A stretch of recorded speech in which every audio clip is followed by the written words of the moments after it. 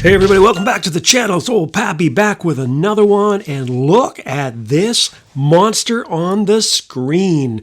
This is my new Mantis, and I also have it equipped now. I just bought it the other day with MEDIUM FLAK Cannons. So let's just take a little bit of a look here. This video is going to be just a little bit of showcasing this weapon, and then it's going to end off with some gameplay. If you stick around to the end, you're going to see that I'm going to come top damage. I think I'm going to get most kills. But check out this flak cannon. So what's a flak cannon and what does it do? Well, look at that. It's almost like a shotgun that shoots a really wide dispersion and can hit several enemies at one time. And this Mantis, man, oh man, what a monster this baby is. It's got this ability that when you push the ability, it kind of rushes forward in a crazy rampage, bloodlust rampage, and just stomps the living crap out of anything in front of it.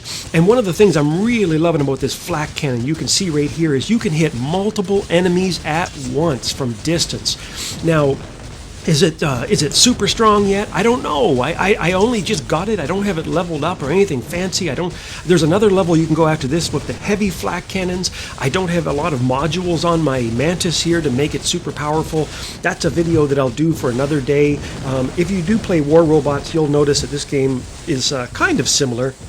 You can add modules to your Dinobots, and you can actually make them more powerful, give them more health, more speed, all that stuff. We'll explore that in a later video someday. But for now, I just wanted to kind of show you a little bit of this gameplay footage here. It looks like I'm going to die, though. I mean, it kind of sucks here. But anyway, this was at the tail end of a game that I just played. Look at that. We ended up losing, but I got the most kills and I got the most damage. Came second on my team. I can't really complain about that because, I wasn't going to bore you with the whole gameplay because I got another match I want to show you here. But I just wanted to give you a look there. I got 11 kills. I died only 2 times, and I got 12 helpers. The last little thing, the heart, that's an assist. That means you help to bring somebody down, which is really kind of a cool concept for this game. The idea that it actually gives you credit for helping to bring somebody down, right? I mean, how many times have you played another video game?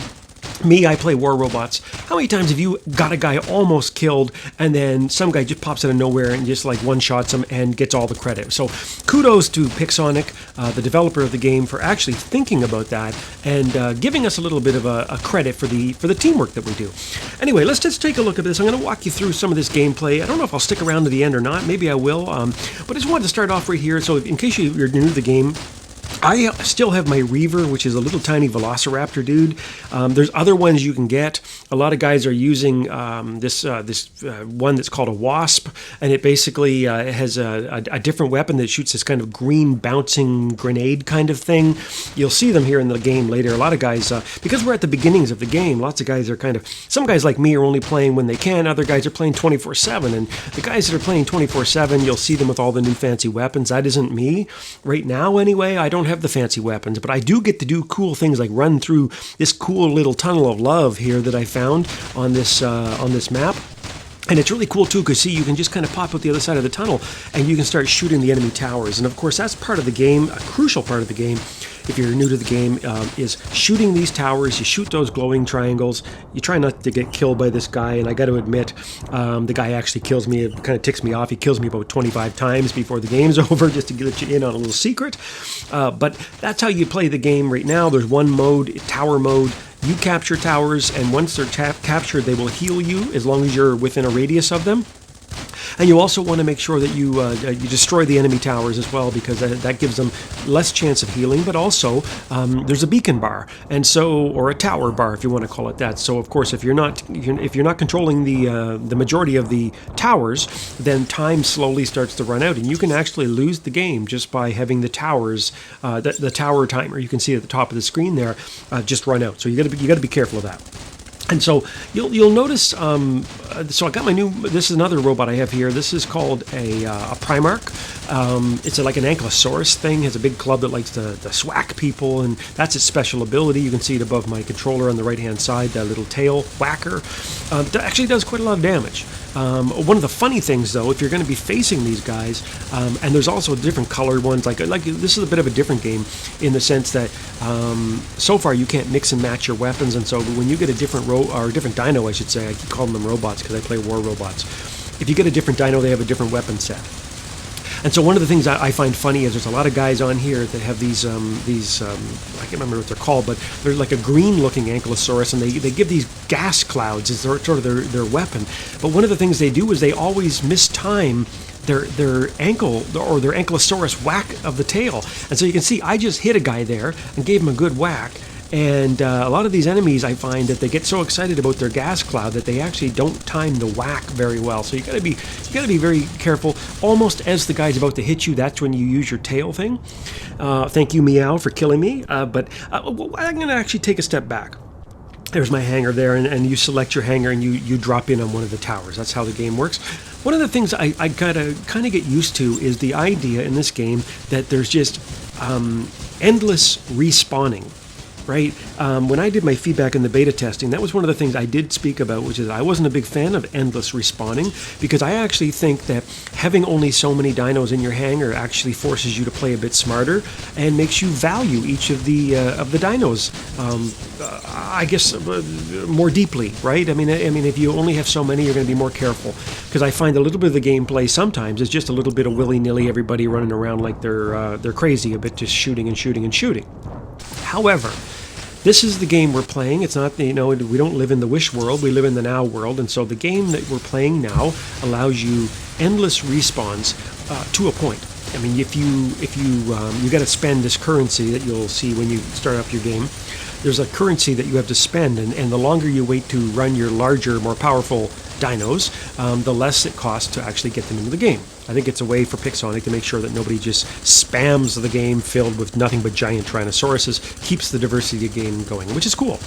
However, one of the things that I'm now coming to realize is you can't worry too much if you're dying a lot in the game, because that really got me frustrated. I was like, dang, I died again. Oh, he got me again. What you actually have to understand is that some of the bots are meant to die very fast. Like my little Reaver, my little Velociraptor guy. He's great for catching beacons. He's great for hiding in bushes and running through little tunnels and being an ambush kind of predator guy. He's not going to win you the game, but he plays a key role.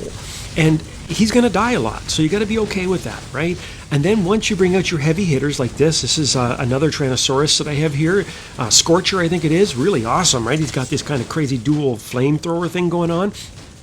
The one thing you got to understand, again, this guy's a big beast.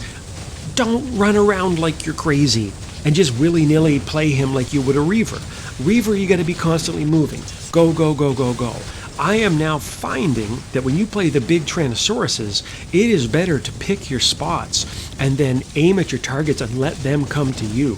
And the reason why, and of course, be okay when you're going to die. I'm going to die here. No shame in it, man. Like that's just the way of the game. But one of the things I also have realized, and a lot of the players are realizing, and it's not like I'm some sort of genius or not, but one of the things I am realizing is that you usually have two weapons, one on either side. Some of them don't, like my little Reaver right now only has a single weapon, but a lot of them have these weapons on either side, and they can kind of shoot omnidirectional. They can shoot forward, back, side, right? So you can walk right past a dinosaur and keep shooting, and like shoot him as you walk by, and then it turns around on a turret and it'll shoot behind you, which is fine. But one of the things you have to understand is that if you're not aimed kind of almost semi or completely directly at your opponent, only one of those weapons will actually be hitting him. And so one of the things in terms of how do you play the game? Well, when you're playing the Reaver, little Reaver guy, you got to be moving constantly, which is what I'm trying to do here. And I have my little bite ability that I use, and I chomp him, and there's that no good bugger kills me again. But when I get in there with my big dinos, what I'm trying to do is square up to my enemy. Let them run around like a bunch of crazy people. I'm going to square up to them so I can get both of my weapons on them. And the other thing I'm going to do is I'm going to hunt for headshots. Now, I have another video about this called Go for the Head. It specifically talks about that, but you can see right there, I am targeting, look at the color of the damage, right? When you start to shoot the dinos, the color changes if you start getting these critical hits, if you want to call it that. A lot of them are right at the head. The color will turn from red to sort of orange to amber, to yellow to amber, and then basically to like this bright red. And you'll see that break. That's when you're literally causing so much damage that you're within seconds away from just killing your enemies here. And so one of the things I'm noticing is really, really good for this. Again, I don't have a lot of the fancy weapons, right? So I have this here. I got the other day. I got double. It's their medium machine guns, right? So now I have 2 machine guns. They're medium machine guns. And look at me target the guy's head here. And look at the damage racking up, right? That's what I'm trying to do. You play the Reaver, super fast, constantly move, and the other ones I have in my hangar so far, I'm trying to get more positional, and I'm trying to go for headshots. Now, one of the challenges, of course, is that if you stick around in one spot too long, you may start losing on the towers. And so what I am finding to be a bit critical of my own gameplay is that in games where I do tend to stick around in one spot a little bit too long, I am finding that those are the games where we're losing on towers, right? The other team is filled with Reavers, so I gotta do some thinking, right? I mean, this is a new game to me. I gotta do some thinking about strategy. What is the best way to play, and what's the best way to win, right? Because you can play an individual game and do well, but if you're not playing smart team, well, hang on. Let's just see how we did here. Look at that. I got number 1, best in team, and I got the top power score. And I believe, you can see the stats there, I believe the top power rank possibly means when I was doing those power kill shots. I got to figure that out. If anybody out there knows what that actually means, I'm just pulling this out of thin air. Put it in the comments below the video and let me know. Let me know what this means. This is all a brand new game to me, but that was kind of fun. And anyway, final thoughts before I go. I'm really liking the Mantis with the flak guns. I kind of wish I had a little bit more resources to bolster and boost them, but we'll see how it goes. So far, my favorite bot, or dang, I keep saying war robots on the brain. My favorite dino to run is the Primarch with the dual machine guns. I just find it really easy to aim and to really go for those headshots. And, you know, I'm really loving my Scorcher, which is sort of like the raggedy old Tyrannosaurus. It's the first one out of the box when you get it. But boy, oh boy, when you get the flames on your enemy, it really raises the temperature of the game, that's for sure. Anyway, that's it for now. Hopefully you enjoyed the gameplay. Please hit me a like and a subscribe if you like what you see. Let your friends know about it, because that's the only way I'm going to grow my channel. And until next time, I'll see you on the battlefield.